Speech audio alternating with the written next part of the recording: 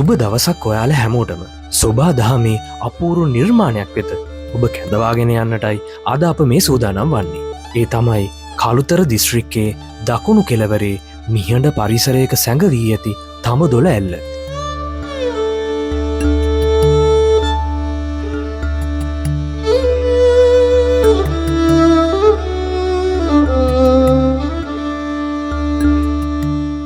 අපි අද ගමන ආරම්භ කරන්නේ අලුත්ගම නගරයේ සිට. අලුත්ගම නගරයෙන් ආරම්භ වී අපි ප්‍රධාන මාර්ගයෙන් බැහැරවී අභ්‍යන්තර ගම්මානය හරහා ගමන් කරනවා. අපගේ ගමනේ එක් වැදගත් සන්ධිස්ථානයක් තමයි හොරවල හන්දිය. හොරවල ප්‍රදේශය.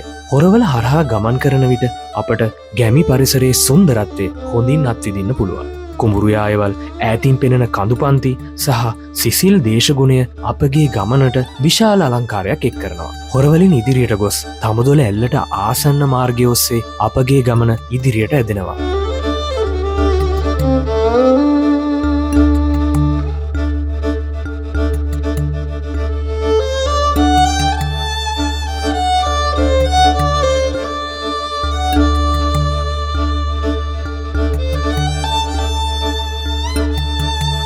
අවසාන වශයෙන් කිලෝමීටර් ගණනාව දුරගෙවා අපි ඇල්ල පිහිටි නිස්කලංක ගම්මානයේද ළඟා වෙනවා. මේ ගමන ඇත්තටම සොබා දහම සමග සුසංයෝගයක්.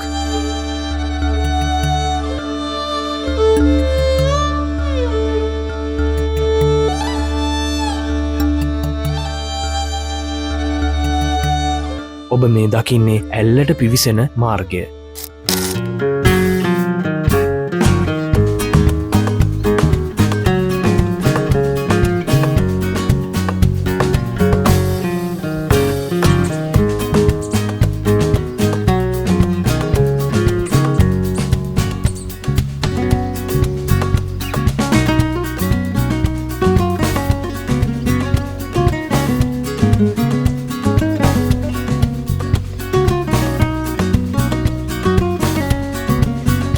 තඹදොළ ඇල්ල කියන්නේ කළුතර දිස්ත්‍රික්කයේ විශේෂයෙන්ම අගලවත්ත ප්‍රාදේශීය ලේකම් කොට්ටාශයේ පිහිටි ඉතාමත් සුන්දර ස්ථානයක්. මේ ඇල්ලට මේ නම ලැබුණේ කොහොමද කියන එක ගැන ජනප්‍රවාද තියෙනවා. සමහරු පවසන්නේ තඹදොළ කියන්නේ අසල පිහිටි තේවත්තක නමකට සම්බන්ධ බවයි.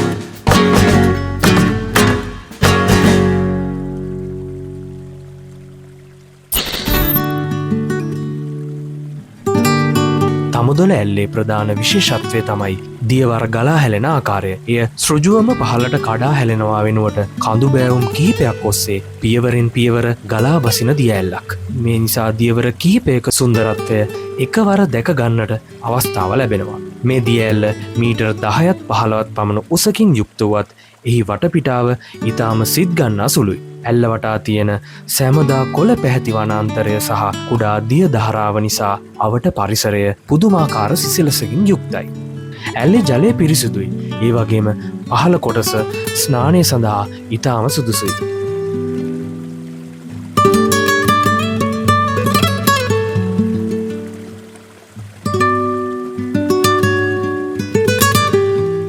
කාර්යබහුල ජීවිතයෙන් මිදී මනස නිදහස් කරගන්නට කදිම තැනක් තමයි තඹුදොළ ඇල්ල කියන්නේ.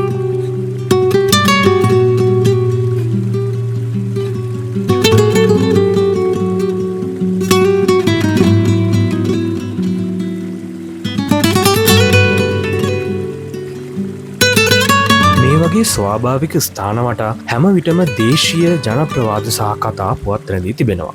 තඹුදොළ ඇල්ල ඉතිහාසය දෙස බලන විට මේ ප්‍රදේශයේ ජීවත් වූ ප්‍රාදේශීය ජනතාවට මේ ඉතාමත් වැදගත් ස්ථානයක් වී තිබෙන බව පැහැදිලි. වසර ගණනාවක් තිස්සේ මේ දිය ඇල්ල අවට ගම්මානවල ජල අවශ්‍යතා සපුරාලීමට ප්‍රධාන ජල මූලාශ්‍රයක් ලෙස ක්‍රියා කර තිබෙනවා. විශේෂයෙන්ම කෘෂිකාර්මික කටයුතු සඳහා මෙහි ජලය අත්‍යවශ්‍ය වී තිබෙනවා.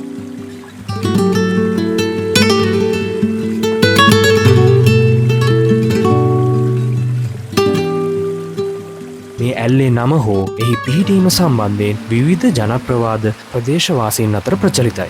සමහර කතාවලට අනුව පැරණි කාලයේ මේ දිය ඇල්ල ආශ්‍රිතව විශේෂ නිධානයක් තිබූ බවත් ඒ යක්ෂයන් හෝ ආරක්ෂක දෙවිවරුන් විසින් ආරක්ෂා කළ බවත් සඳහන් වෙනවා. මේවා අදටත් ගැමි ජනතාව අතර කතා බහට ලක්වන මාතෘකා. ඈත ඉතිහාසයේ දේශීය වෙද මහත්වරුන් විසින් මේ ඇල්ලෙන් ගලා බසින ජලය ඖෂධීය කටයුතු සඳහා පවා යොදාගෙන ඇති බව පැරණි වාර්තාවල සඳහන් වෙනවා. ඒ තරමට මෙහි ජලය පිරිසිදුකම අතින් ඉහළයි.